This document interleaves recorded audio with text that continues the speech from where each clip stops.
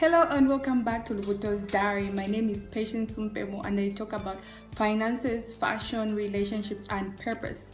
Today in particular, we're going to be talking about being content in your current season. So stay tuned.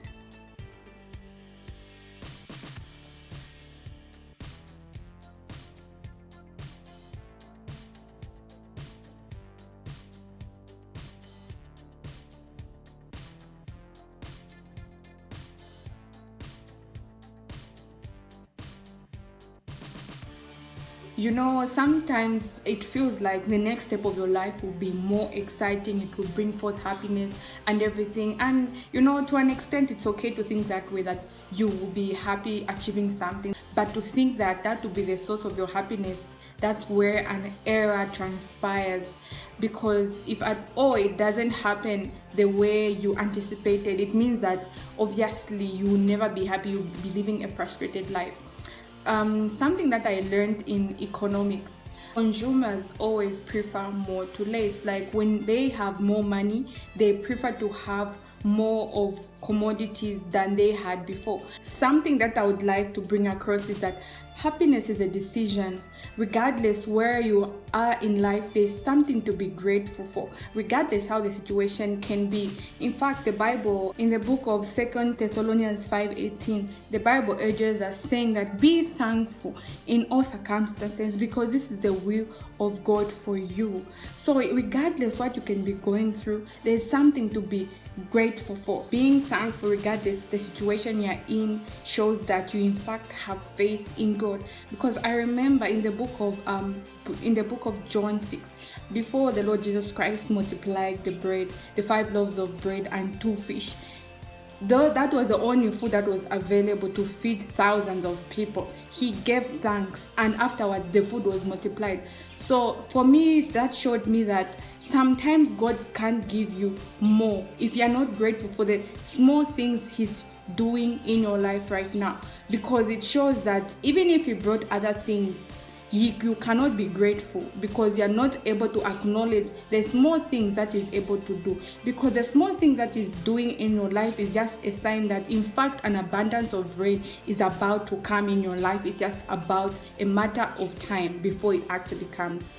Being content, however, does not mean you settle for anything that is available. No. I know there are situations which are very uncomfortable. You could be that person who could be saying that I've been very thankful to God for everything that he's been doing, but there are just certain things that have not been moving in my life. Well, for that particular situation, I would say that maybe you have to change your prayer gear. I'll give an example of how Daniel, in the book of Daniel 9, when you realize that the time for the Babylonian captivity was supposed to be over, which was 70 years, and it had elapsed, and still there was no freedom for the Jews. So the man went in prayer and fasting. There is a certain level of fervency you need to have if you realize that there's something going on wrong in your life. Prayer and fasting is one of them. You can't afford to just pray apologetic prayers of, oh my goodness, Lord, I love you. Oh my... No. There's a power, there's a certain level of power that is only manifest when you pray and fast seriously. And sometimes the reason why certain situations take long for them to go is that God could be teaching us a lesson and you're not just realizing it. Remember how stubborn the Israelites were. They had a very sinful attitude. They would go and worship other gods and everything. They were supposed to, a trip which would have taken them 11 days, it took them a lot of years, decades, just going around circles. God would want your heart to be fully submitted to him before he can bring forth certain things, because the blessing of the Lord does not come with the wisdom to live with it. No. That's why he wants your heart to be very clear. Certain people say that money changes people. I honestly don't agree with that. I think that their character wasn't developed in the first place. So when the blessing came, it didn't have any character to sit on. So the original character just manifested. Being content is about realizing that your worth comes from God, not any other thing. I like what Paul said in the book of Philippians 3, starting from 7, and it reads saying that but whatever gain I had, I counted it as loss for the sake of Christ. Indeed, I count everything as loss because of the surpassing worth of knowing Jesus Christ my Lord. Some of you, the reason why you are only having enough, because God is a God of abundance, like we can learn from the book of John 10:10, where he said that the thief comes to steal and destroy, but I have come that you have life and life in abundance. But some people only have enough, they don't have abundance, because they could be going through a season where God is teaching them to have a heart which can keep abundance. Are you somebody who is able to contain a lot of things and still remain humble? If you are single, be thankful because you have no worries about spending on someone else on their birthdays or anniversary. These are things that people go through. These things don't come free.